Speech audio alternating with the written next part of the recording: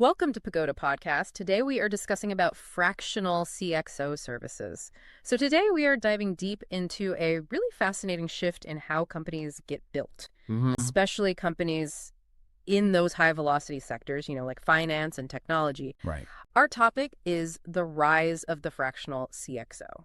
It's such an essential concept to grasp right now because, the pace of growth has just accelerated past the traditional hiring model. It really has. Our mission today is to give you a shortcut, really, to understanding how firms can inject that top-level C-suite expertise. We're talking true executive firepower without the heavy cost and, frankly, the long timeline of a full-time hire. And to do that, we've got some excellent source material guiding us. We've synthesized insights from a major CXO services provider, Black Pagoda Advisors, and this is the crucial part. We're balancing that with the real-world experience of one of their clients. Alpha Tax Solutions. Alpha Tax Solutions, yeah, a rapidly scaling finance tech firm that has used this model very successfully. And that dual perspective is just invaluable, isn't it?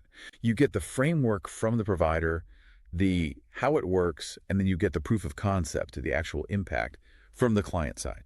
The blueprint and the evidence all in one deep dive. Exactly. Okay, so let's unpack this then. Before we get into all the strategic value, we have to nail the definition. What exactly is a fractional CXO? And maybe more importantly, how is it different from just, hiring a high-level consultant? Right. Because I know that's the first question on everyone's mind. And that distinction is absolutely critical. So when you hire a consultant, you're typically bringing them in for a set project. They analyze a problem, they give you expert recommendations, maybe deliver a big report. Right, and then their job is done. Their job ends when that recommendation is delivered. They're advisors. They don't actually own the outcome. Precisely. A fractional CXO is, they're fundamentally different because they're an operator. They are an acting member of your C-suite. So they're actually in the trenches. They are. They assume the fiduciary and leadership responsibilities of that role, whether it's CEO, CFO, CMO, whatever it is, but they do it on a flexible part-time schedule, maybe 10, maybe 20 hours a week. Their job isn't just to recommend a strategy, it's to implement it, manage the team executing it, and actually own the results. Okay, so let's make that concrete. If a company's financial modeling is a mess, a consultant might tell them, hey, you should buy this software. Correct. But the fractional CFO is the one who steps in, gets the software, hires the analyst to run it, and then actually runs the entire Q4 financial planning meeting themselves. Exactly. They are decision makers, not just presenters. Got it. And the core benefit here, especially for these scaling firms, is all about access. You're getting the kind of expertise, decades of high-stakes experience that would normally cost a multi-million-dollar compensation package. Right, something a startup could never afford. Never. But now you can access that talent on a pay-for-use operational basis. That is the definition of executive firepower on demand. I really appreciate that framing. It moves it away from sounding like a temporary fix and makes it sound more like a strategic, high-leverage tool. It is. But let's get into the skepticism. You tell a founder, I'm bringing in a CFO, but they only work Tuesdays and Thursdays. That just sounds counterintuitive. It does. It absolutely does. And that initial skepticism is, it's universal. The CEO of Alpha Tax Solutions, Michael Anderson, he even admitted he was a huge skeptic at first. Oh, really? Yeah, he thought a part-time executive making a genuine, deep impact on their business, which was scaling so fast, it just sounded impossible to him. So what changed his mind? Was there a specific moment? I think it was seeing that the executive wasn't there to just fill 40 hours of desk time. They were there to dedicate 10 to 15 hours of pure strategy and high-level decision-making. So it's about the quality, not the quantity of hours. It's all about focus. They are laser focused on the biggest bottlenecks holding the company back. Anderson ended up calling the fractional model a game changer because he realized they were just instantly importing years of experience. They got to skip all those common, painful growth stages that cost young companies millions. That reframes the whole conversations. You're not paying for presence. You're paying for proven leverage. Proven leverage. That's a perfect way to put it. It's a complete arbitrage of executive talent. Okay, so let's pivot to the strategic rationale. What are the biggest drivers? Why are companies in tech and finance, where, let's be honest, hiring is hyper-competitive, turning to this model? You said there are 4 big reasons. That's right. We can really structure the why around 4 essential pillars that we pulled from the sources. Okay, lay them out for us. Let's really dissect each one. So the first pillar is cost. This is the obvious anchor point. Bottom line. The bottom line, avoiding a hefty full-time salary is one thing, but think about the true cost of a permanent CXO. You've got substantial stock options, performance bonuses, massive benefits packages, severance commitments. The whole 9 yards. The entire financial superstructure. And when you go fractional, all of that just disappears. And for a scaling company, I mean, every single dollar of runway matters. Minimizing that fixed overhead has to be a huge motivator. It's a massive motivator. Then the second pillar is speed. In the startup world, timing is everything. A traditional search for a seasoned CFO or CTO can take 6, 7, even 9 months. A lifetime in that space. It's an eternity. Yeah. That delay can kill a funding round, derail a product launch, or let a competitor just swoop in and grab market share. Fractional leaders. They can be sourced, onboarded, and operating in weeks. I've heard this metaphor that traditional hiring is like a plane needing a long runway to take off, but fractional is like a helicopter landing directly on the roof of your headquarters. That's a perfect analogy. It just bypasses all that friction. Okay, what's number 3? The third pillar is scalability and flexibility. And this is where the model just shines in these dynamic environments. A growing company's needs change constantly. Right. You might need a finance expert for Q1 to handle compliance and get ready for a fundraise, but by Q3, your biggest problem is growth, so you need a marketing expert to launch a new product. Fractional commitment adjusts precisely to what you need right now. So you're never over-resourced or under-resourced at that leadership level? You're never paying for expertise you're not using. And the final pillar, which is often the most underrated, is fresh perspective. The outside eye? The outside eye. Yeah. An executive who has guided dozens of companies through these exact same growth stages brings this crucial objective viewpoint. They're not mired in internal politics. They aren't attached to legacy processes from the early days. And that perspective can spot those institutional blind spots, right? It helps avoid the groupthink that can creep in. It does. The AlphaTech CEO noted this specifically. He said the fractional leader didn't just execute. They helped the company avoid mistakes we didn't even know you were about to make. That outside lens is prophylactic. It's preventative medicine for the business. Okay, let's really connect this back to that AlphaTech anecdote. You mentioned the speed and the immediate results. So they were growing fast. They desperately needed a CFO. What did that fractional leader actually do in those first few weeks? Can we get granular on tightening cash flow? Because that can sound like a buzzword. That is the perfect question, because it sounds like corporate jargon, doesn't it? In their case, it was a deep strategic overhaul. The fractional CFO came in and immediately identified that their revenue recognition system was a mess. Fundamentally flawed. And worse, it was making them look less appealing to potential investors. So it wasn't just about, slashing the office supply budget. It was fixing the core financial architecture. Absolutely. The CFO reorganized their entire financial reporting process to align with GAAP standards, which they absolutely needed for their next funding round. Okay. And at the same time, they implemented a new, super effective system for managing accounts receivable. They sped up collections by almost 3 weeks. Wow. That immediate injection of liquidity and compliance meant they stabilized their foundations in 2 months, not 8.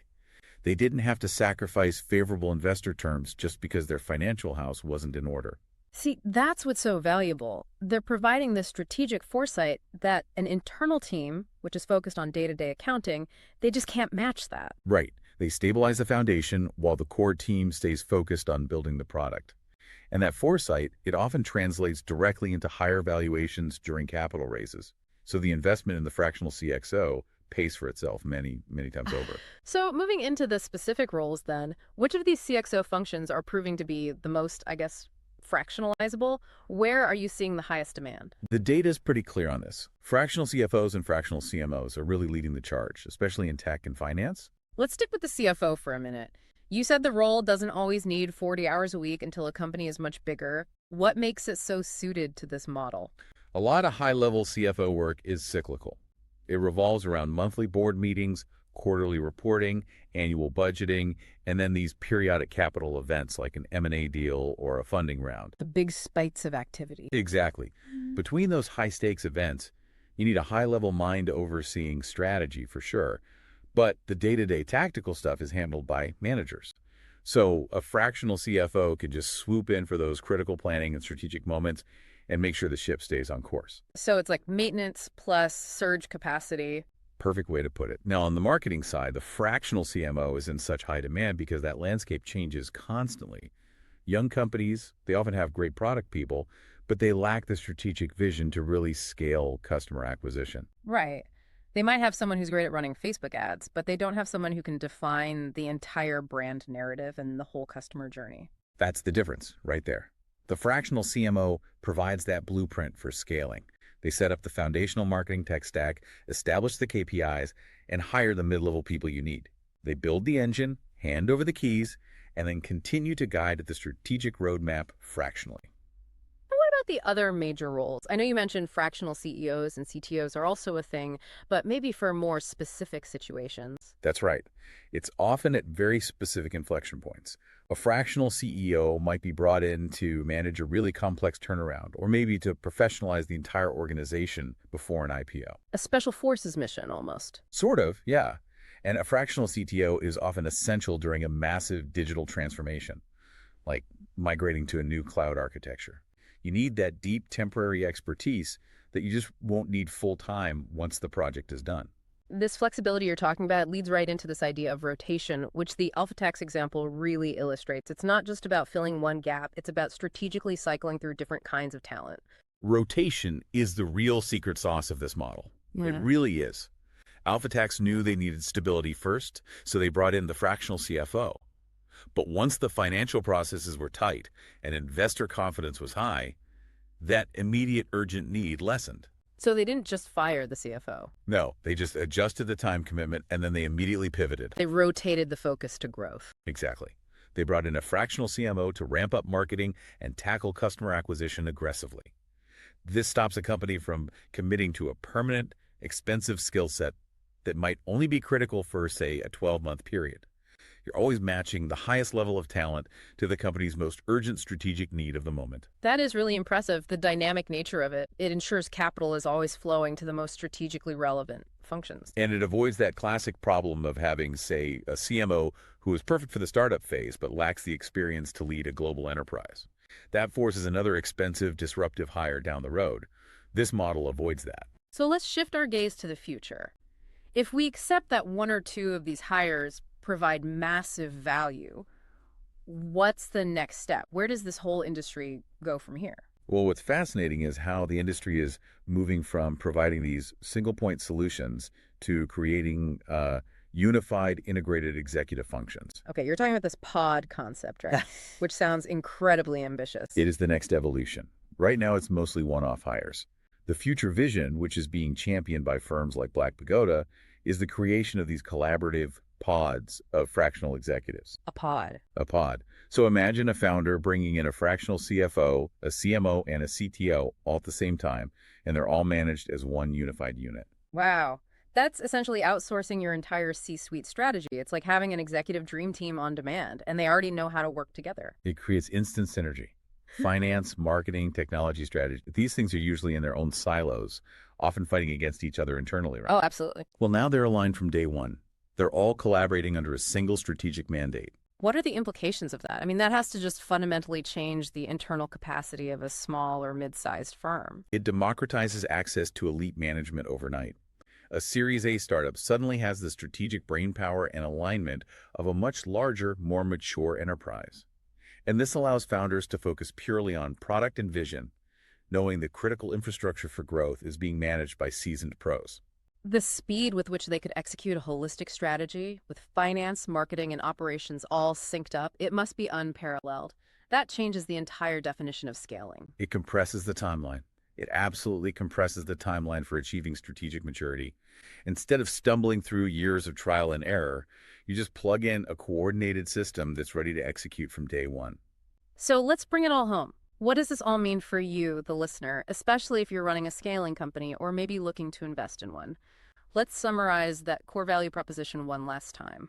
The core takeaway is that fractional CXOs are not a Band-Aid.